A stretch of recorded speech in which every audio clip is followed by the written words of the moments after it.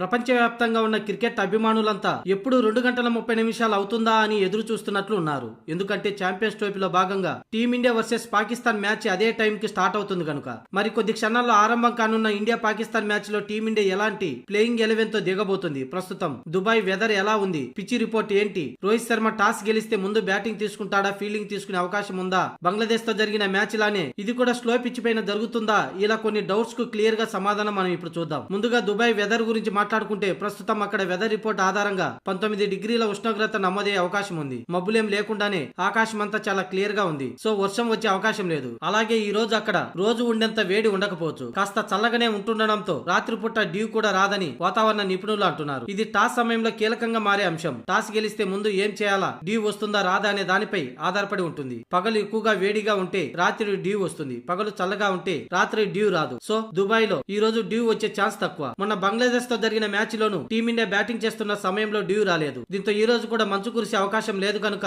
బంతిపై తడి ఉండే అవకాశం లేదు. దీంతో రోహిత్ శర్మ టాస్ గెలిస్తే ముందుగా బ్యాటింగ్ తీసుకునే అవకాశం ఉంది. ఇక పిచ్ రిపోర్ట్ చూస్తే బంగ్లాదేశ్ తో మ్యాచ్ లో ఉన్నట్టే ఇప్పుడు పాకిస్తాన్ తో మ్యాచ్ లో కూడా స్లో పిచ్ ఉంటుందనేది సమాచారం. ముందుగా పేసర్లకు, ఆ తర్వాత స్పిన్నర్లకు అనుకూలంగా ఉండనుంది. మిడిల్ ఆర్డర్ బ్యాటర్లకి ఈ పిచ్ పై బ్యాటింగ్ చేయడం అంత సులువు కాదు. చాలా ఓపికతో బ్యాటింగ్ చేస్తేనే పరుగులు వస్తాయి. ఇక టీమిండియా ప్లేయింగ్ 11 విషయానికి వస్తే కుల్దీప్ యాదవ్ పక్కన పెట్టి వరుణ్ చక్రవర్తి ఆడించే అవకాశం ఉంది. మరోసారి రోహిత్ శర్మ, శుభమన్ గిల్ ఓపెనర్ గా వస్తారు. ఇక 3వ స్థానంలో విరాట్ కోహ్లీ, 4వ స్థానంలో శ్రేయస్ అయ్యర్, 5వ స్థానంలో కేఎల్ రాహుల్ రానున్నారు. ఇక ఆ తర్వాత అక్షర్ పటేల్, హార్దిక్ పాండ్యా, రవీంద్ర జడేజా బ్యాటింగ్ ఆర్డర్ లో రానున్నారు. ఇక షమి, హర్షత్ రాణాలకు తుది జట్టులో పక్క.